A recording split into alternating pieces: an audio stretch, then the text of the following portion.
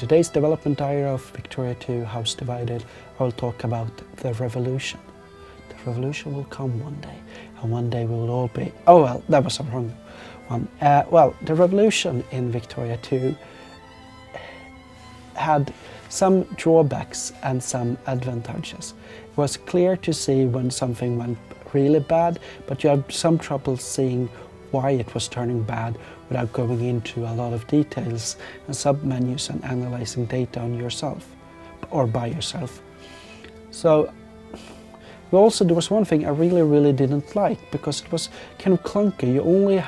You had like either the rebels were irrelevant or they were in a big uprising. There was no real thing in the middle. There was no real thing that these rebel factions did unless they did a military uprising. This worked fine for like the big huge revolutions, but for most of the things it just didn't fit. So it was kept going strong up and down in balance levels and never really fit. So we had to do something drastically and change how revolutions work. Basically, what we know as rebel factions in Victoria II does not really exist anymore. Now it's something we called popular movements. Popular movements can be two kind of categories. They can be focused on a reform or on a nationalistic movement. Political movements are first trying to work inside the system.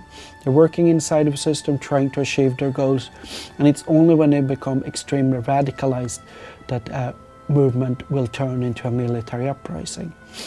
So how do they do then working within the system? First of all, a political or a reform movement, they will basically have the desire for one reform. They want to have that reform enacted. And the more pops that join this movement, the stronger this movement becomes.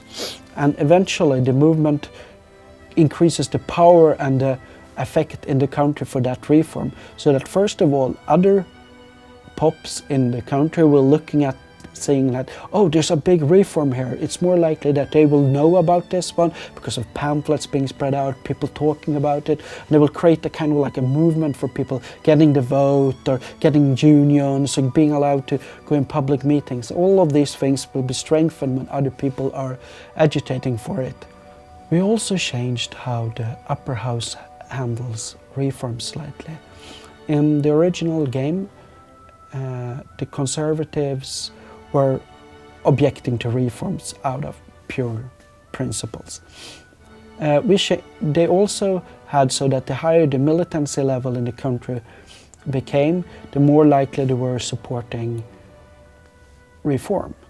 This led to the kind of exploits that because of people objecting to slavery, you could enact whatever political reforms you wanted because people were upset, then you can enact whatever reform you wanted. So what we've done instead is that when a country has a big movement for a certain reform, then that reform alone will be what the Conservatives will allow to be enacted. They will not be concerned about any other political reforms or social reforms or so. It will only be the reform that the people are actually wanting that they will be concerned about. Of course, militancy will still affect the Conservatives. After all, they always are afraid of a big uprising. There's also the thing called radicalization here, in that the movement is not just working inside the system. A movement can be so disenfranchised and so angry that they will basically become radical and go into a military uprising.